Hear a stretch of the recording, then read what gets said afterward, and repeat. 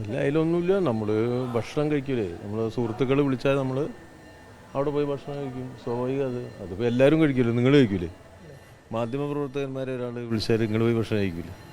നമ്മളെല്ലാവർക്കും ഉള്ളൊരു മൗലിക സ്വാതന്ത്ര്യമല്ലേ? സൗഹൃദം, ഭക്ഷണം, ചടങ്ങുകൾ, സാമൂഹ്യമായ ഇടപെടലുകൾ, ഇതൊക്കെ നമ്മൾ ഒരു മനുഷ്യാവകാശമാണ്. ഏത് മനുഷ്യനും അത് നമ്മളൊരു സുഹൃത്തുക്കൾ ക്ഷണിച്ചാൽ നമ്മൾ പോകും, ഭക്ഷണം കഴിക്കും. അതിൽ രാഷ്ട്രീയമില്ല, അത് മനുഷ്യ സഹജമായ ഒരു കാര്യം മാത്രമാണ്. എന്നാലും സ്വാഭാവികമായിട്ടും നമ്മളെ വ്യക്തിപരമായിട്ട് സ്വാഭാവികമായിട്ടും അത് രാഷ്ട്രീയമായിട്ട് ഞങ്ങളൊക്കെ എതിർക്കുന്ന ആളുകളുണ്ടാവും, എതിർക്കുന്ന ഘടകങ്ങളും ശക്തികളും ഉണ്ടാവും. ആ എതിർക്കുന്ന ശക്തികൾക്ക് സ്വാഭാവികമായിട്ടും രാഷ്ട്രീയ താല്പര്യങ്ങളുണ്ടാവും. ആ രാഷ്ട്രീയ താല്പര്യമാണ് അതിൽ പ്രകടമാവുന്നത്.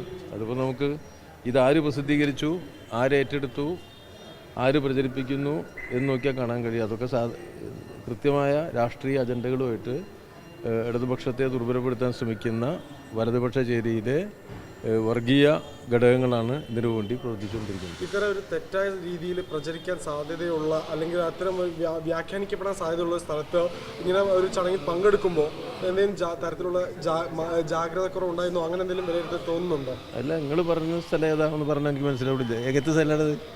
നിങ്ങൾക്ക് വേണ്ടി സംസാരിക്കുക. നിങ്ങളിപ്പോൾ ഈ ഒരു വിഷയത്തിൽ വസ്തുത അറിയാമല്ല. തെറ്റായ സ്ഥലം എന്നവിടെ ബോർഡ് എഴുതി വെച്ചിട്ടുണ്ട്. ഇതൊരു തെറ്റായ സ്ഥലമാണ് എന്ന് ബോർഡ് ഉണ്ടെങ്കിൽ നമുക്ക് അവിടെ പോയിരിക്കാം. അങ്ങനെ സംഗതിയില്ല. ഞാൻ നിങ്ങളോട് സംസാരിക്കുമ്പോൾ തെറ്റായ രീതിയിൽ വ്യാഖ്യാനിക്കപ്പെടാൻ ഇടയുണ്ട് എന്നുകൊണ്ട് നമുക്ക് ജീവിക്കാൻ പറ്റുമോ?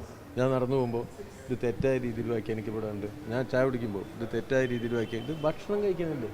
ഭക്ഷണം എവിടുന്ന് കഴിക്കൂലേ? നമ്മൾ ഒരാൾ വിളിച്ചാൽ നമ്മൾ ഭക്ഷണം കഴിക്കൂലേ? ഭക്ഷണം കഴിക്കുന്നതിന് ഒരാളൊരു വീട്ടിൽ പോയി ഒരു ചടങ്ങിൽ ഭക്ഷണം കഴിച്ചു എന്നുള്ളതിൽ ഞങ്ങളെ പാർട്ടിയുടെ ജില്ലാ കമ്മിറ്റി മെമ്പറുടെ അനിയൻ്റെ വീട്ടിലാണ് ഭക്ഷണം കഴിക്കുന്നത്, അല്ലാതെ കള്ള് ഷബിലല്ല, അല്ലെങ്കിൽ വേറെ സ്ഥലത്തല്ല.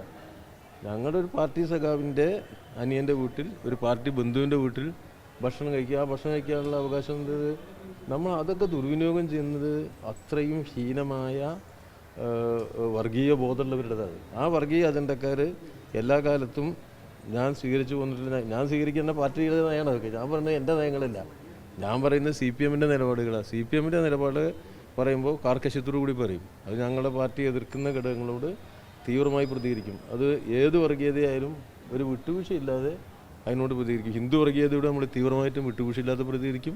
മുസ്ലിം വർഗീയതയോടും മറ്റ് ഏതെങ്കിലും ന്യൂനപക്ഷ വർഗീയത ഉണ്ടെങ്കിൽ അതിനോടും ഒക്കെ ഏതുതരം വർഗീയതയായാലും ശരി, വർഗീയത എന്നുള്ളതിൽ എതിർക്കും. ആ എതിർക്കുന്നതിൻ്റെ ഭാഗമായിട്ട് പാർട്ടിയെ തേജോവധം ചെയ്യുന്നതിന് വേണ്ടി തയ്യാറാക്കി വെച്ച ഒരുപാട് ഘടകങ്ങളുണ്ട്, ഒരുപാട് സോഷ്യൽ മീഡിയ ഹാൻഡിലുകളുണ്ട്, സോഷ്യൽ മീഡിയ ഗ്രൂപ്പുകളുണ്ട്. അവരാണിത് നടത്തുന്നത്. നമുക്കിത് ആദ്യമായിട്ടാണ് ചെയ്യുന്നത്, തിരക്കിടില്ല. ഇത് ആദ്യത്തെ പരിപാടിയൊന്നുമില്ല, ഇടയ്ക്കിടയ്ക്ക് ഉണ്ടാവുന്നതാണ്.